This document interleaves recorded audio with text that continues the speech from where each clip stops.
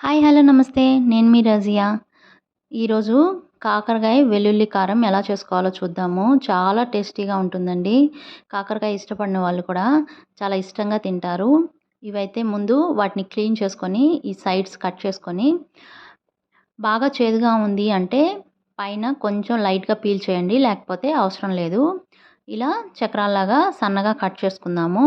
ఇలా మొత్తం కట్ చేసుకొని పక్కన పెట్టుకుందామండి. ఇప్పుడు స్టవ్ వెలిగించి ఒక ఫ్రై పాన్ పెట్టుకొని అందులో డీప్ ఫ్రైకి సరిపడా ఆయిల్ వేసుకొని మనం కట్ చేసి పెట్టుకున్న ముక్కల్ని కొంచెం కొంచెం వేస్తూ బాగా వేయించుకుందాము.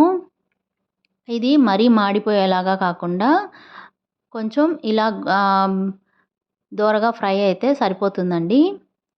ఇలా ఫ్రై చేసుకొని నాప్కిన్ వేసుకున్న ప్లేట్లోకి తీసుకుందాము. ఎక్సెస్ ఆయిల్ ఉంటే అది పీల్ చేసుకుంటుంది. ఇప్పుడు మిగతా ముక్కలను కూడా వేసుకొని అలాగే ఫ్రై చేసుకుందాము. ఇలా ఫ్రై చేసుకున్న వాటిని తీసి పక్క పెట్టుకుందామండి.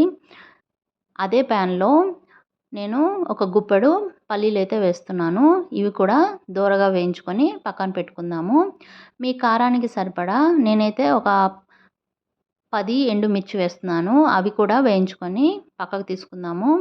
ఇప్పుడు అదే ప్యాన్లో ఒక గుప్పెడు కరివేపాకు వేసుకుందామండి. దీనివల్ల మంచి టేస్ట్ వస్తుంది. కరివేపాకు కూడా వేగాక అది తీసి పక్కన పెట్టుకొని అవి కొంచెం చల్లారాక మొత్తం ఒకేసారి మిక్సీ చేయకుండా ముందు ఎండుమిర్చి, కరివేపాకు, పల్లీలు వేసుకొని దీంట్లో సరిపడా సాల్ట్ వేసుకుందామండి. మీకు రుచికి సరిపడా సాల్ట్ వేసుకోండి. నేనైతే 1 టేబుల్ స్పూన్ వేసుకున్నాను. 1/2 టేబుల్ స్పూను పసుపు వేసి ఇలా కోర్సుగా గ్రైండ్ చేసుకోవాలి. ఇలా గ్రైండ్ చేసుకున్న దాంట్లో కొంచెం చింతపండు, ఒక టీ స్పూను జీలకర్ర వేసుకుంటున్నాను. పచ్చిదే అది.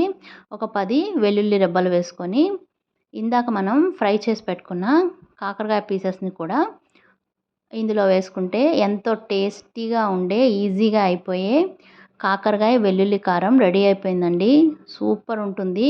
ఒకసారి ట్రై చేయండి. ఇదిగోండి వేడి వేడి అన్నంలో ఒక ముద్ద ఇలా కలుపుకొని తిన్నామంటే సూపర్ అంటే సూపర్ ఉంటుంది. ఈ వీడియో కనుక నచ్చితే లైక్ చేయండి, షేర్ చేయండి, నా ఛానల్ని సబ్స్క్రైబ్ చేయండి.